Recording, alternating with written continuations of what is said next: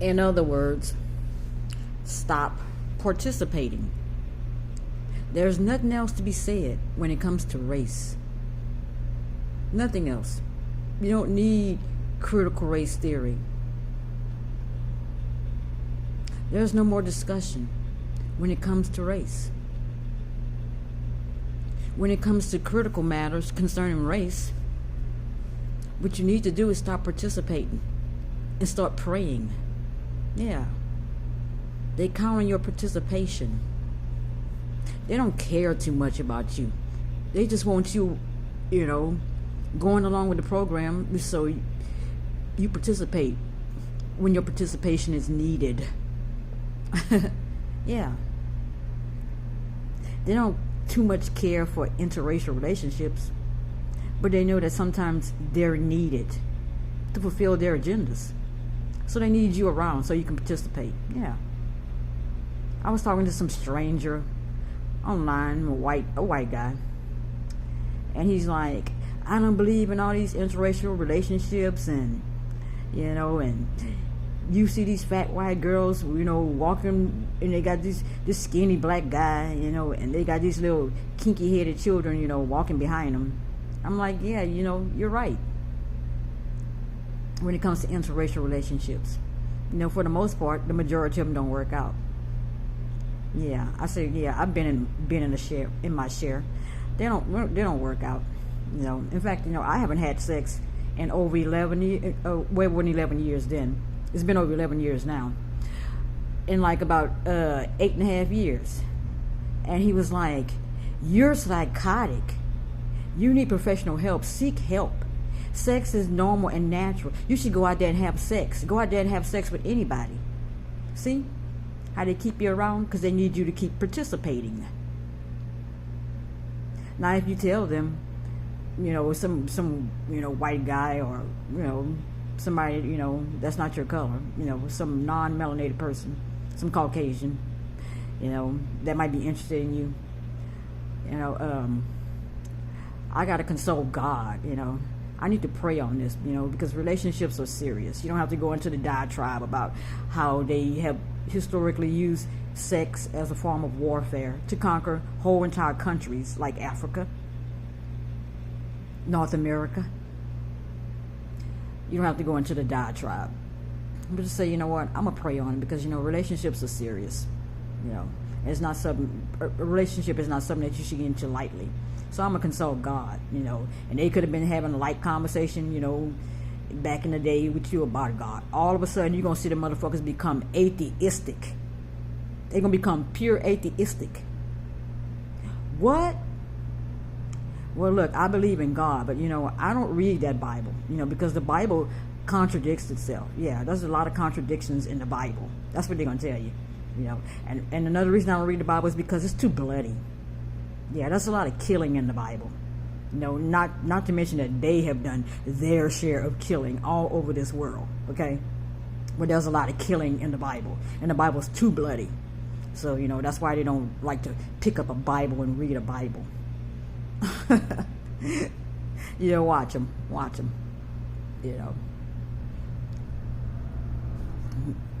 We get ourselves in trouble when we don't consult God. We also get ourselves in trouble when we consult God, and God gives us an answer, and we don't listen to God. I know y'all gonna say, why are you laughing about that? Because I did that one time in Galliano. Yeah, I consulted God and said, God, with all that shit that was going on between me, Brenda, Deline, and Walmart, and everybody else, I guess, that was in it. I consulted God. I consulted God and said, God, if you give me another job, I'll take that job. And I called my friend, and he told me to go to this lady, that had hired him. It was a security company in Galliano. And she hooked me up with a job that day and arranged for me to take the courses. And I didn't take the courses, and not only that, I didn't, I told her I was going to take the job, and then I changed my mind. We're still holding on. you know, to that shit, you know, that was going on with me and Delene and Brenda and Galliano. Didn't even show up for the courses, man, when she signed me up for that shit, man. Yes, I did that, even after consulting God. Didn't even show up, didn't say anything, just didn't show up. Trying to make that shit work out at Walmart. And I paid for that shit too. I paid for that shit, man. I paid for that shit. Yeah. So sometimes we consult God, asking him for an answer, and just refuse to take his answer. Yeah. When I went to go get my trailer, when I bought my trailer over there at the bottom of the Sunshine Bridge over there in Donaldsonville, Louisiana, and we was thinking about how I was going to come up with a down payment, and the guy was like, well, don't worry about your ex-husband if he's not going to give you any money. He was like, we'll just pray on it. And that white guy prayed with me. Nevertheless, when it was time for me to close, he wasn't there. He mysteriously didn't work there anymore. Another white guy closed. Another white guy closed. He mysteriously wasn't there working there anymore. So yes, you know, more prayer and listening to God and less participation, because they count on your participation. Yeah, they believe in a participatory universe, and all they're doing is just hijacking your energy, your frequency hijacking. Yeah, they're using your energy. Yeah, you're like little batteries. You sure are, like little copper top energizer batteries, and they just hijacking your energy, and they're harvesting your energy. You know, so you'll go out there, they'll start building a damn refinery in your neighborhood. You'll go out there and protest, you know, with your signs. You know, nothing's getting accomplished. You know, they just frequency hijacking.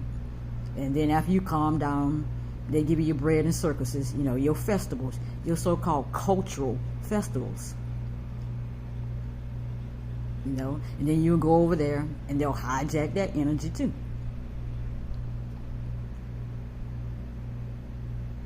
Stop participating.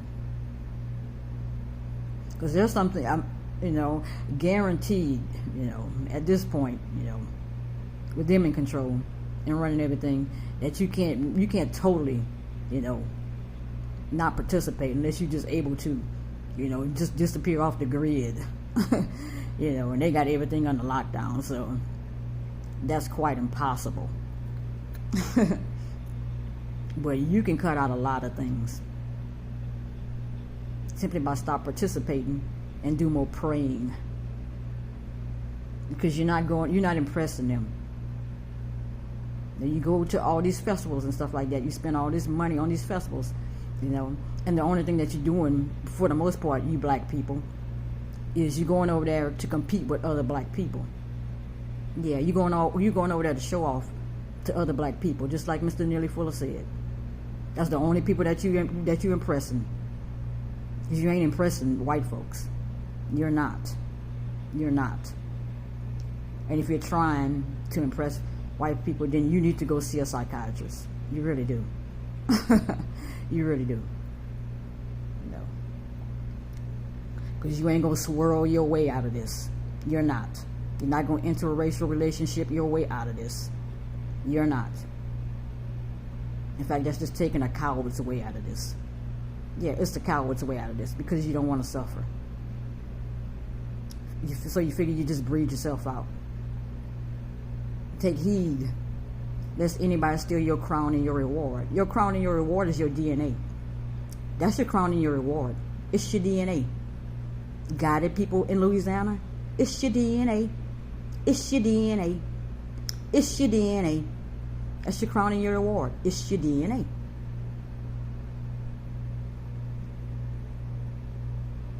So all this little, colorism stuff, that you do don't impress me. It don't impress me. It don't impress me. Now I see why God didn't allow me to come down here, to college. Because being in my state of mind during the time, they could have easily bred me out. They could have easily bred me out. So he didn't allow it. He allowed me to come here later, after I got some clarity in my head. and start to see things from a more clearer perspective. Yeah. Because, see, I was under that spell, too, for a long time in my life. A long time. That probably the best thing to do is just breed black out. Nah. I'm not going to let anybody steal my crown and my reward. And see, Christ has a bloodline down here, and he's not going to allow you to breed out his bloodline. He's not going to allow you to breed out his bloodline. So, that's how that happened. And now that I'm down here and I can see things from a much clearer perspective, I'm like, ooh.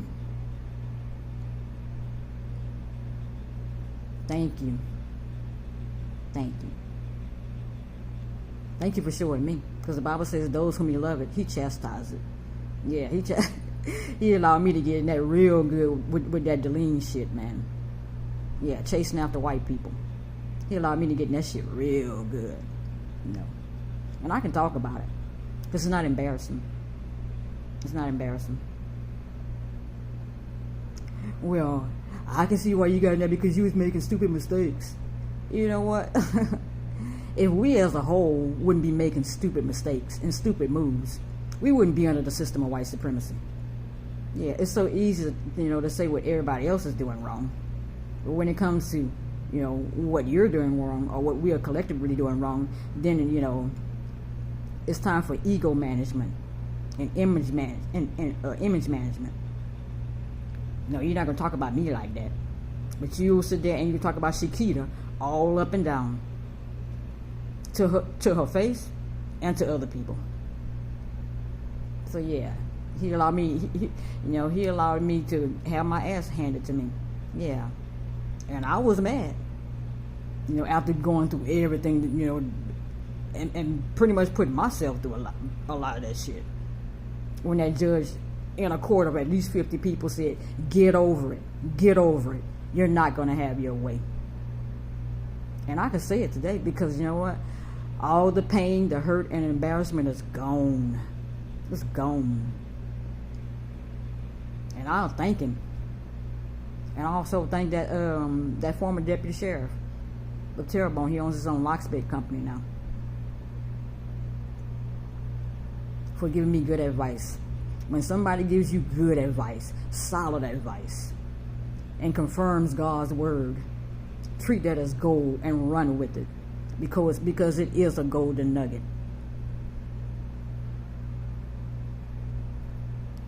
And sometimes you just have to humble yourselves.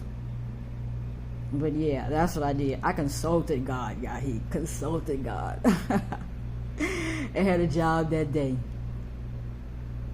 And then didn't even act on didn't even act on it, even when I had prayed. I had prayed about it. I said, if you give me a job, I'm going to take that job. And had a job the same day. It didn't take the job. And not only that, didn't even go to the courses, man. Didn't even go to the courses, man. Doing further fuckery. Further fuckery, man. And just didn't show up, didn't call and say, I changed my mind or nothing.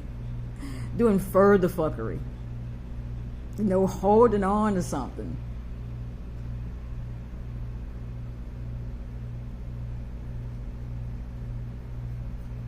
So into the wind, man.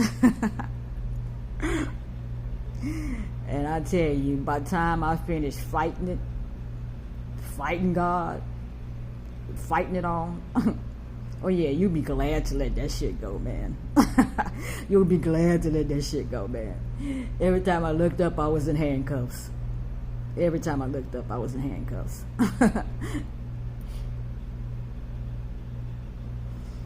But yeah, more praying and seeking God. And when he shows you something or gives you an answer, then you listen. You listen. Not my will, but thine will be done. Not my will, but thy will be done.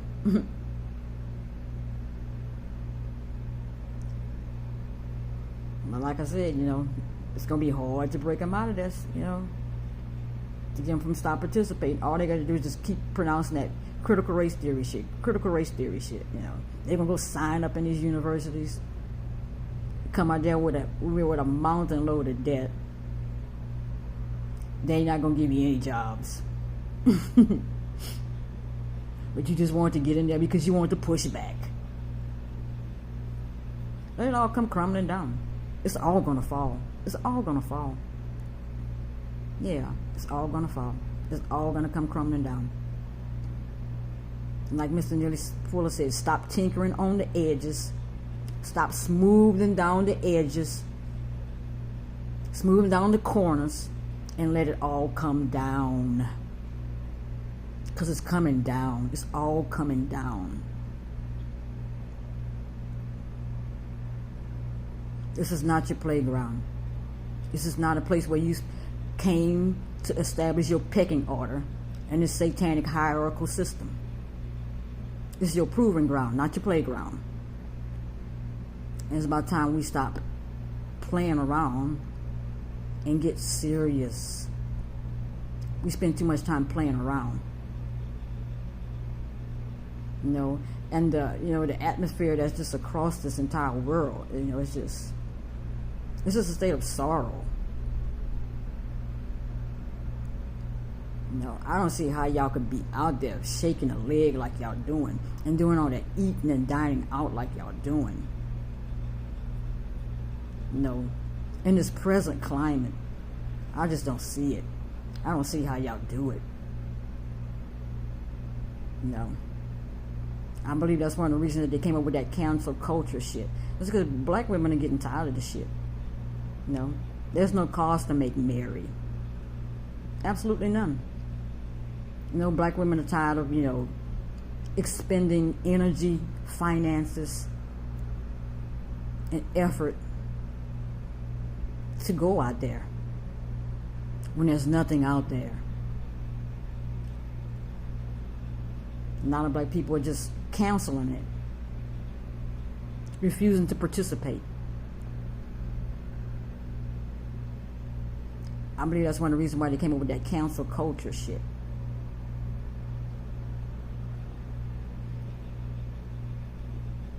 Because there's nothing out there. And they need you to participate.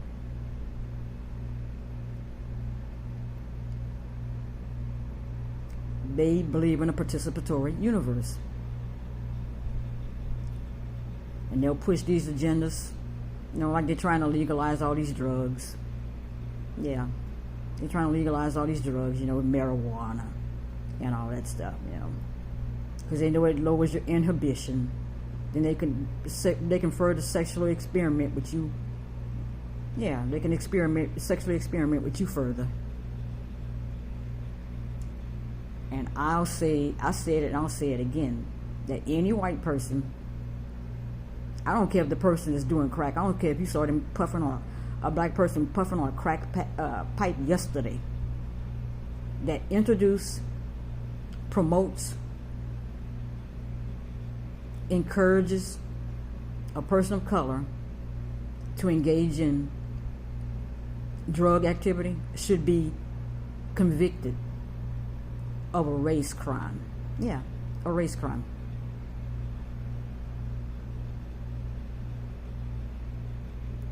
And they should suffer fines, penalties, and possibly jail time.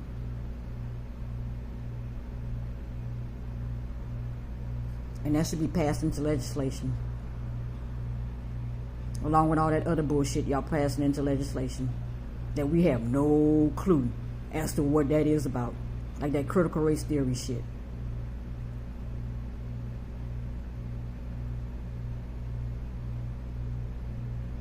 So I'm telling you, black and brown people, less participation and more prayer and more consulting God. We shouldn't even have a conversation about interracial relationships, not when you're consulting God. That shouldn't be a conversation between you and anybody, especially you and a white person. Because if you pray and consult God and you say, I got a black man or a black woman, for you, you don't have to have no conversation with a white person, male or female, about it. Now they'll try to get you to not pray and get you to not consult God. Yeah, you're gonna see you're gonna see the motherfuckers become pure atheistic. All of a sudden they was talking about God. God good, yeah, God is good, yeah. He woke us up today, gave us some sunshine.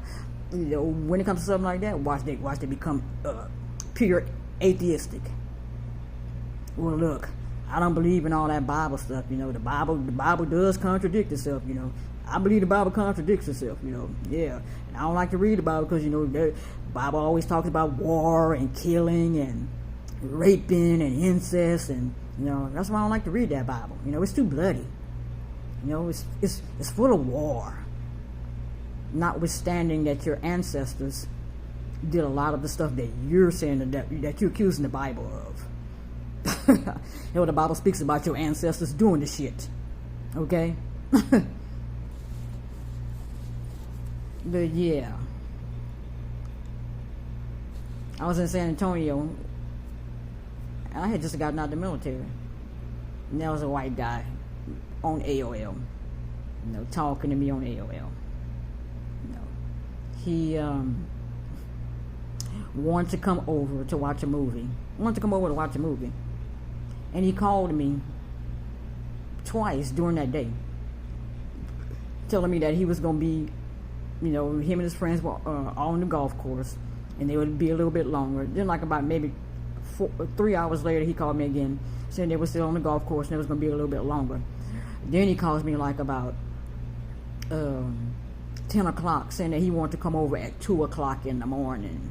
2 o'clock in the morning. I'm like, you have fucking got to be kidding me.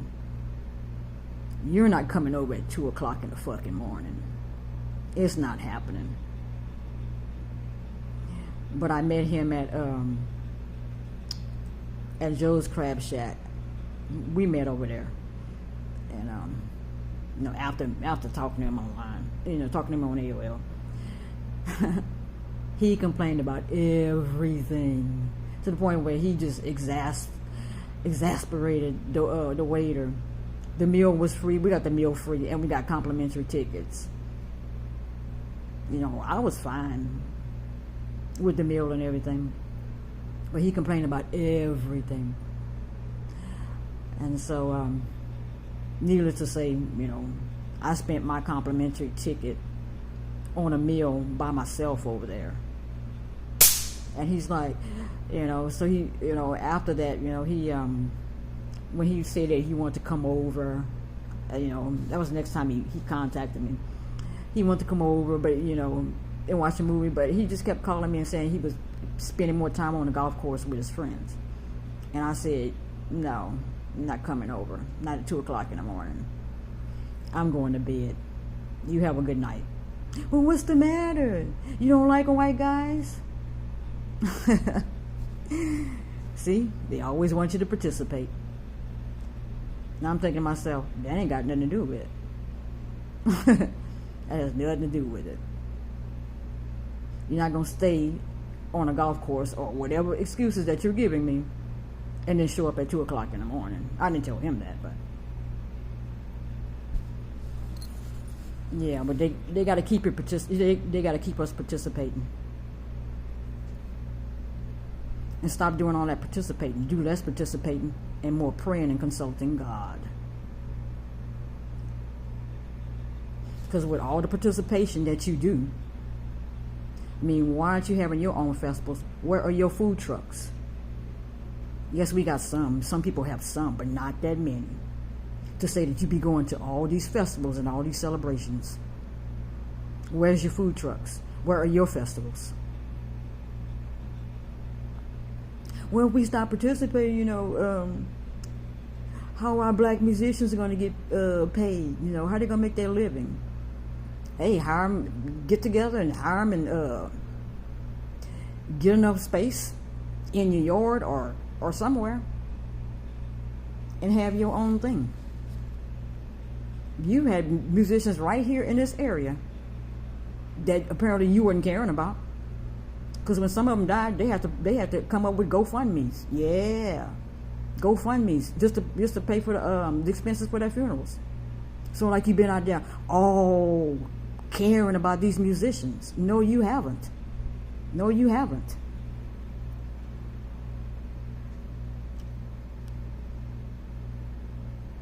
Because if that was the case, then they wouldn't have to have these GoFundMe's to pay for their funeral expenses.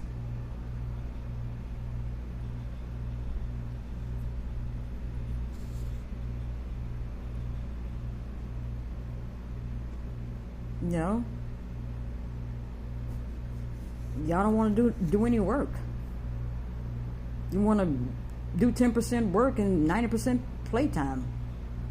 Like this is a big old romper room. You just playing until Christ return. This is your proving ground, not your playground. This is a proving ground, not a playground.